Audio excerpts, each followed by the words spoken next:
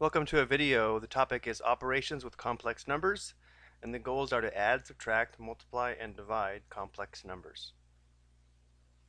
We'll start off by talking about adding and subtracting complex numbers. If you take a look at the rule for adding and subtracting complex numbers, it looks like there's a lot going on, but really it's pretty much the same as combining like terms. Each complex number has a real part and an imaginary part. If you're adding two complex numbers, you add the real parts together, and then you add the imaginary parts together. And if we have a difference of complex numbers, we find the difference of the real parts and the difference of the imaginary parts. So if we take a look at number 1, 3 plus 4i plus 7 minus 5i, 3 and 7 are the real parts, and 4i and negative 5i are the imaginary parts. What that means is we can add 3 plus 7, or the real parts, and we can also add 4i plus negative 5i.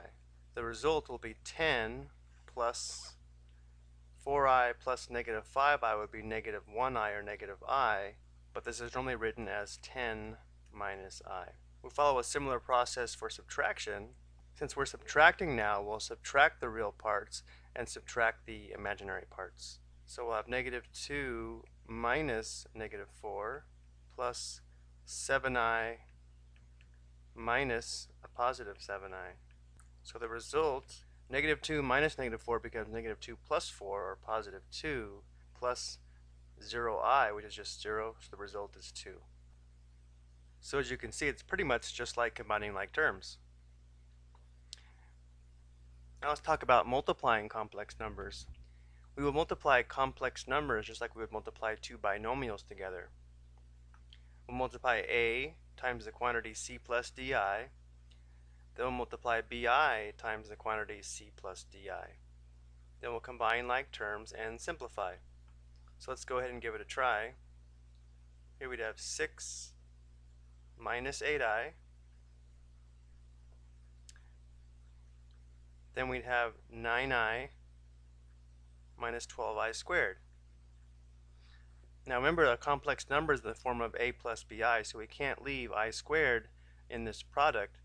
So we'll replace I squared with negative 1. So we'll have negative 12 times negative 1. That'll be positive 12.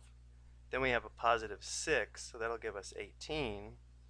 And then we have a negative 8i plus 9i would give us a positive 1i, or just plus I. On number 2, there's no shortcuts. We have to write this out as 5 minus 2i times 5 minus 2i. Go ahead and multiply as we normally would. So we'll have 25 minus 10i minus 10i again. And then lastly, we're going to have negative 2i times negative 2i will be positive 4i squared.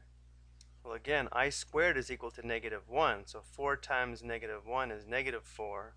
Combining negative 4 with 25, we'll have 21. Combining negative 10i minus 10i will be minus 20i. Now this last product is a special product. It's called the product of complex conjugates. Notice the terms are the same. One's a sum and one's a difference. We have 7 plus 2i and 7 minus 2i. The product of these two complex numbers should be real. 7 times 7 is 49. 7 times negative 2i is minus 14i. 2i times 7 is plus 14i. And then lastly, we have negative 4i squared. And what's special here is that the imaginary parts of these complex numbers are opposites. So these have a sum of 0. I squared is negative 1, so negative 4 times negative 1 is positive 4, plus 49 is equal to 53. Now let's go ahead and check these on the graphing calculator. If we press the mode key and you scroll down to here, make sure you have a plus bi selected.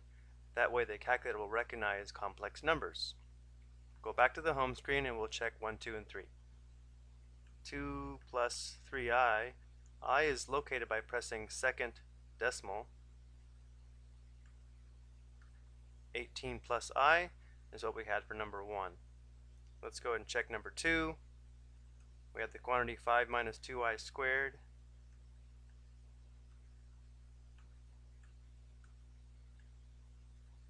and that checks. And the last one we had 53, let's check that. We had 7 plus 2i times 7 minus 2i, and that checks as well. Let's now talk about powers of I.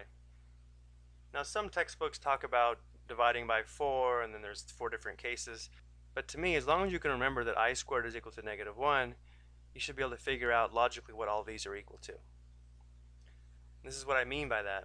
We want to determine how many I squareds are in I to the 5th. Well, one way to think of that is how many 2's are in 5. Well, there are 2 2's in 5. 2 times 2 would be 4, with one extra factor of I. Now we'll just replace I squared with negative 1.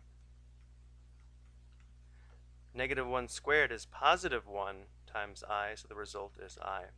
If I is raised to an odd power, the result will always be I or negative I. Let's take a look at number 2. How many I squareds are in I to the 24th power? Or how many 2's are in 24? Well, there's 12 2's in 24.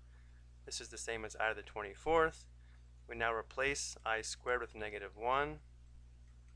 Negative 1 to the 12th power is positive 1. So if we have I raised to an even power, it will always be either 1 or negative 1. Let's go ahead and try one more. How many I squareds are in I to the 35th? If we raise this to the 17th power, that would be I to the 34th with an extra factor of I. Now we have negative 1 to the 17th power times I. Well, a negative number raised to an odd power will always be negative. So we have negative 1 times I or negative I. Let's go ahead and finish by talking about the division of complex numbers. We will first write the problem in fractional form, and then we will rationalize the denominator by multiplying the numerator and denominator by the conjugate of the denominator. In order to divide these two complex numbers, we must multiply by the conjugate of the denominator in both the numerator and denominator. So the conjugate of 5 minus 3i is 5 plus 3i. So I'll multiply the numerator by the same thing. Remember, the product of these conjugates should be a real number. So let's go ahead and multiply the denominator first. 5 times 5, that would be 25. The next two products should be opposites. Here we have a positive 15i, and then we have a negative 15i. Those would simplify out, and the last product is negative 9i squared. Now let's go ahead and multiply the numerator. We have 20 plus 12i plus 10i plus 6i squared. Let's simplify this. We know that I squared is negative 1, so negative 9 times negative 1 is positive 9 plus 25. That would give us 34. In the numerator, this would end up being a negative 6 since I squared is negative 1. So 20 plus negative 6 would be 14. And then 12i plus 10i would be 22i. Let's write this in a plus bi form and then simplify. So we'd have 14 over 34 plus 22 over 34i. This simplifies to 7/17 plus 11/17 I. This is a lot of work. Let's go ahead and check this one on the calculator. Numerator was 4 plus 2i. Denominator was 5 minus 3i. Let's convert this to fraction notation by pressing Math, enter, enter.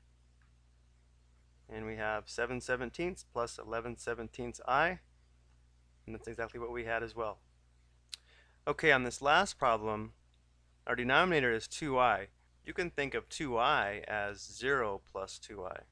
Therefore, the conjugate would be 0 minus 2i, or just negative 2i. So multiply both the numerator and denominator by negative 2i, and we'll simplify. So our denominator would be negative 4i squared. Our numerator would be negative 10i. Again, I squared is negative 1. So negative 1 times negative 4 would be positive 4 over negative 10i. This would be negative 5 halves I. Okay, I hope you found this video helpful. Thank you for watching.